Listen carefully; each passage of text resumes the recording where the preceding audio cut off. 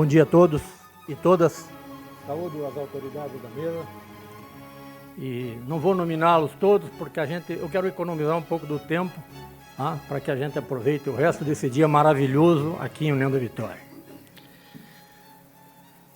O tema da minha fala é mais algo pessoal que aconteceu na nossa vida, na vida do meu irmão e na minha vida, que nós, como todos já viram, nascemos aqui. Muitos já falaram da nossa filiação, do seu Hermes e da dona Silvia. Mas o que alguém talvez não lembrou, não sabia, mas o pai, ele foi terceiro sargento do batalhão de engenharia aqui em União da Vitória.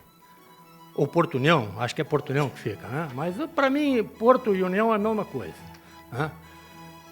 O pai foi sargento ali, e talvez por isso ele nos incentivou, desde criança, a trilhar a carreira militar. Então, essa influência dele nós tivemos na infância. Então, permita-me, às vezes eu vou citar ele pelo apelido dele, porque nós temos dois apelidos que foram dados na nossa infância. Ele, por ter o nome de Luiz Carlos, e eu não consegui falar o Carlos quando era pequeno, eu chamava de Luiz Caio, e ficou Caio, e até hoje, para mim, ele é o Caio. E eu, quando eu nasci, eu era muito pequeno, cresci um pouco demais até, mas a minha mãe me chamava de Pingo de gente, e acabou que o meu apelido ficou Pingo. Então eu sou o Pingo e ele é o Caio. O Caio foi batizado aqui em União da Vitória por uma tia, irmã do meu pai, a tia Geni, e por um cidadão que era muito conhecido aqui, era amigo do meu pai. E na simplicidade da nossa família, o padrinho dele era o João da Farmácia, que era uma figura conhecida aqui na época, né, nesses idos aí, vejam, nós já estamos com mais de 70 anos, né? E o João da Farmácia, então, foi o padrinho dele. O João da Farmácia, o padrinho, e a tia Geni, a madrinha. A gente tinha uma vida muito simples, tá? E o que eu posso dizer para vocês, que o tema da minha coisa aqui, da minha palavra, vocês só vão saber daqui um pouco. A vida profissional do ministro começou lá pelos idos de 53, em Campo Mourão, quando ele resolveu empreender o seu primeiro emprego. Graças a Deus, nesta época, criança não era crime, né? Criança trabalhar. Ele montou uma caixa de engraxate e engraxava sapato em frente de casa. Então, o tema da minha conversa com vocês é essa: de engraxate a presidente do Superior Tribunal Militar. É uma brilhante carreira.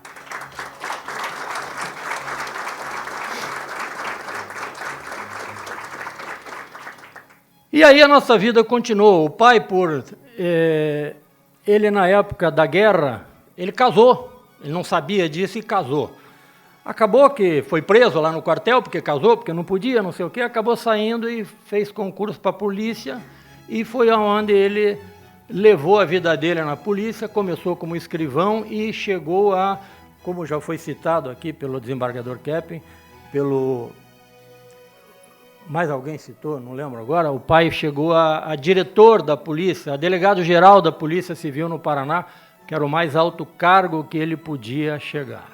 Então, assim como ele, o meu irmão também chegou no cargo mais alto que ele podia. E eu não tive essa chance.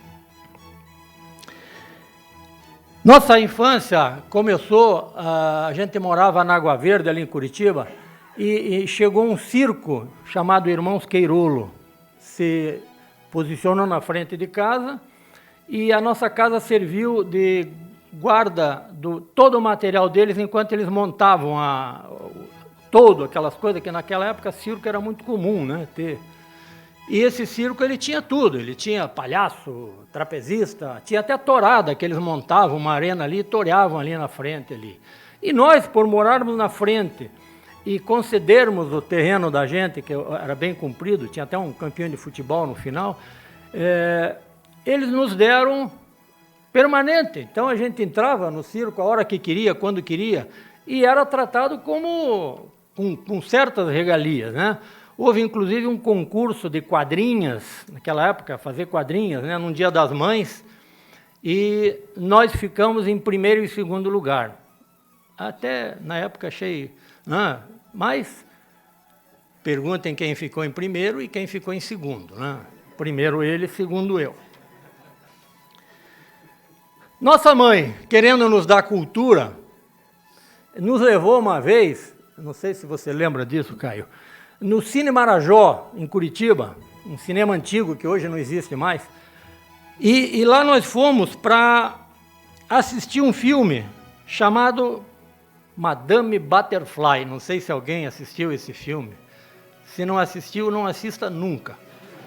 Esse filme era uma história, uma ópera japonesa falada em japonês, imagine. Imagina o que dois guris estavam lá fazendo nesse cinema e o pai foi junto, graças a Deus o pai foi junto. Porque quando o filme começou, e aquela falação em japonês, e a gente sem entender nada, e música e não sei o quê, aí a gente já estava assim, a ponto de sair correndo, né? Para nossa felicidade, o pai saiu, foi para a sala de espera e nós corremos para ficar com o pai lá. Na saída a mãe saiu chorando, nós até achamos que foi por conta da nossa fuga. Aí ela explicou que não, que o filme era triste mesmo, então a gente ficou mais aliviado.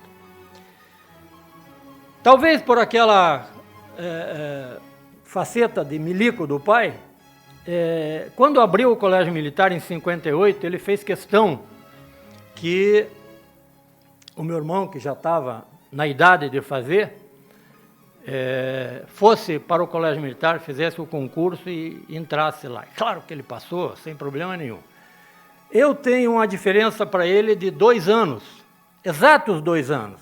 Ele é do dia 27 de julho de 47, eu sou de 26 de julho de 49. Então são exatos 2 anos a nossa diferença. Ele entrou no Colégio Militar e eu entrei, ele entrou em 59 e eu entrei logo em 60, porque naquela época eu estava mais perto do estudo com ele. Eu passei no colégio também no ano seguinte, era o mais novo, e o mais novo aluno do Colégio Militar, ele puxa um carneiro, que é o mascote do colégio, é um carneirinho. E eu, por ser o mais novo, abri o portão para que a minha turma entrasse, e puxei esse endiabrado desse carneiro durante 1 ano. Todas as formaturas eu estava levando aquele carneiro, às vezes ele me levava, que eu era muito pequeno, e tinha que contar com a ajuda do sargento que ficava ali perto para me salvar na hora que o carneiro me arrastava. Passado algum tempo, a vida seguiu, eu reprovei o 1º ano. Até porque, como eu tinha 2 anos de diferença de idade, eu achei que eu tinha que ter 2 anos de diferença também no colégio.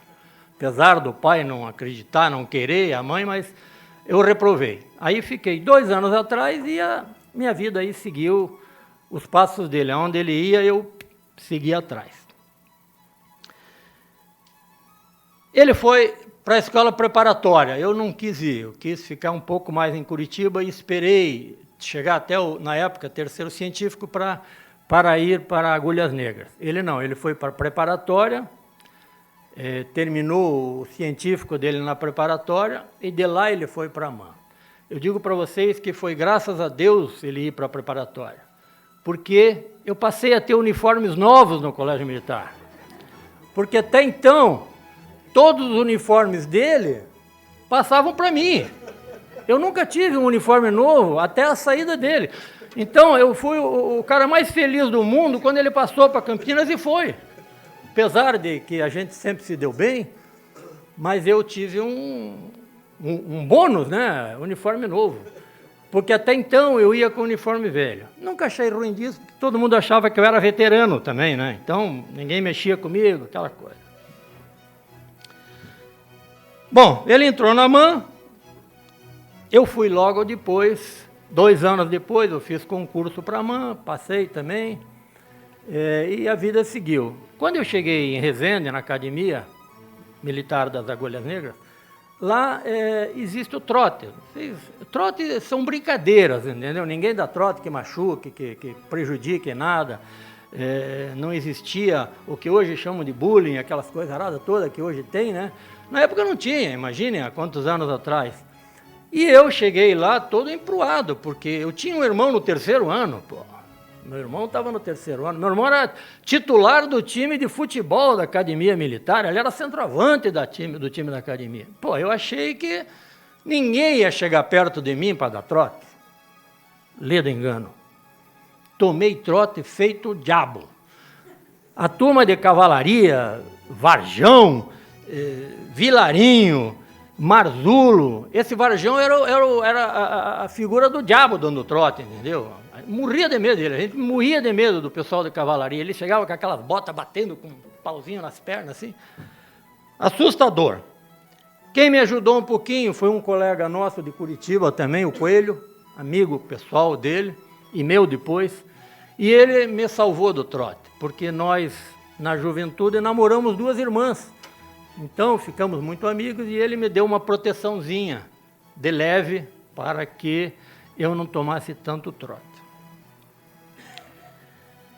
Não vou falar aqui dos cursos que ele fez a vida inteira, porque só vocês olharem para o uniforme dele, ele possui todos os, ou melhor, não vou dizer todos, mas 99% dos cursos da academia, da vida militar, ele tem. Paraquedistas, salto livre, forças especiais. Mas eu achava que faltava na vida dele uma passagem pela Amazônia, porque eu servi na Amazônia. Eu fiz um curso de guerra na selva na Amazônia, talvez já tenham ouvido falar, e é um curso tão ou mais difícil do que o curso de comandos, que é mais complicado porque é mais longo, forças especiais é mais completo.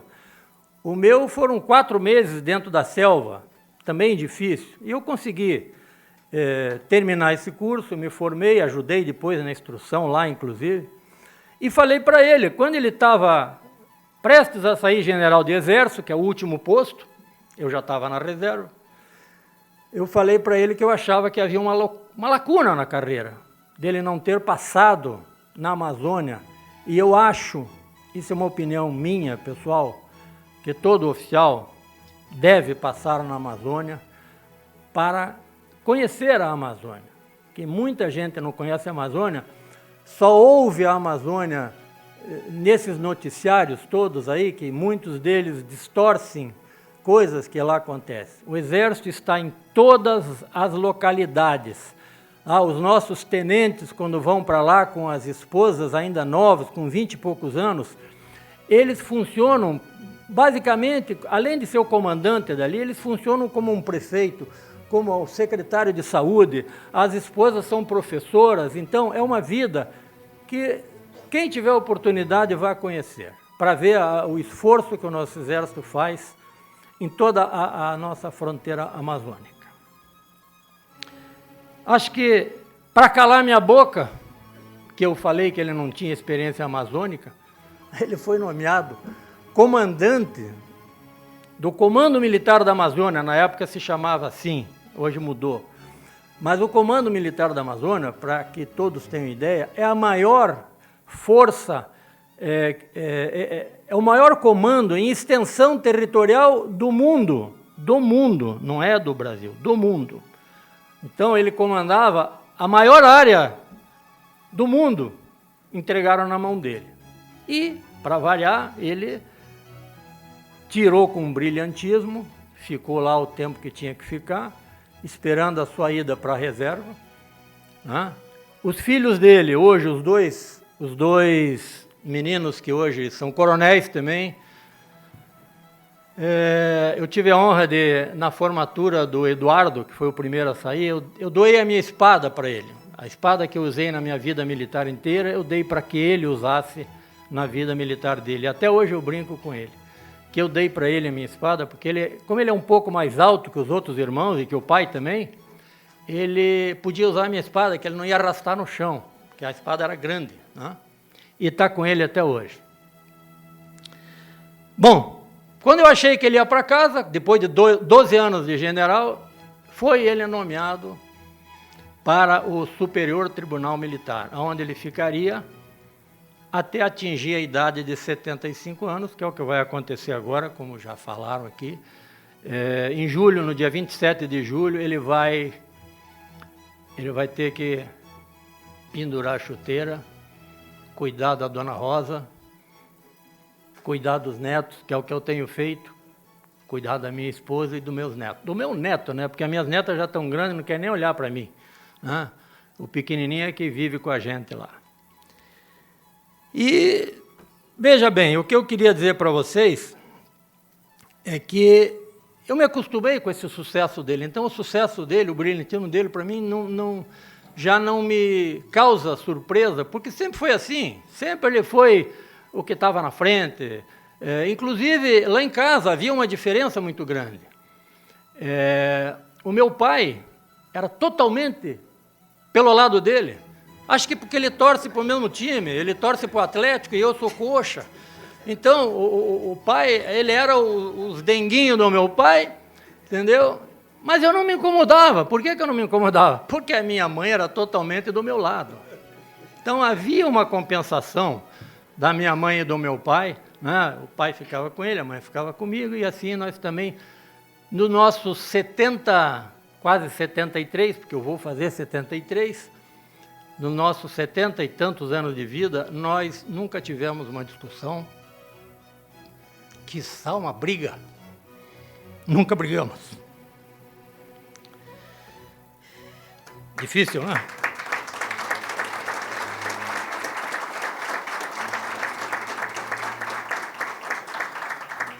Após vários anos na reserva, que eu estou na reserva desde do ano de 1996, acredito, eu ainda tive uma honraria que o Exército me deu, por conta dele, pelo esforço dele. Eu tenho, alguns que sabem, conhecem, eu tenho uma medalha do Pacificador com Palma, que é uma medalha a mais alta condecoração da Força Terrestre em tempo de paz.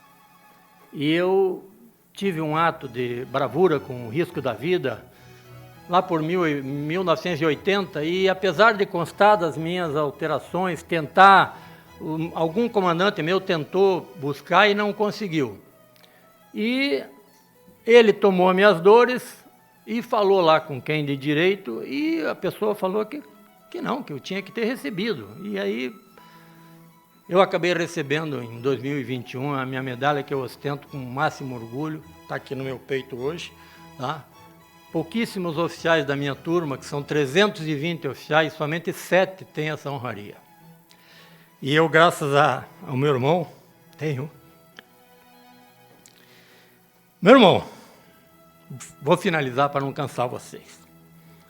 Que Deus te ilumine e te dê saúde, para que você possa seguir na sua nova missão na reserva. Sua missão, viver com a sua esposa, com seus 3 filhos e sua filha, com as suas 5 netas e seu neto, com o mesmo brilhantismo que sempre foi a sua marca. Seu irmão da vida e do coração.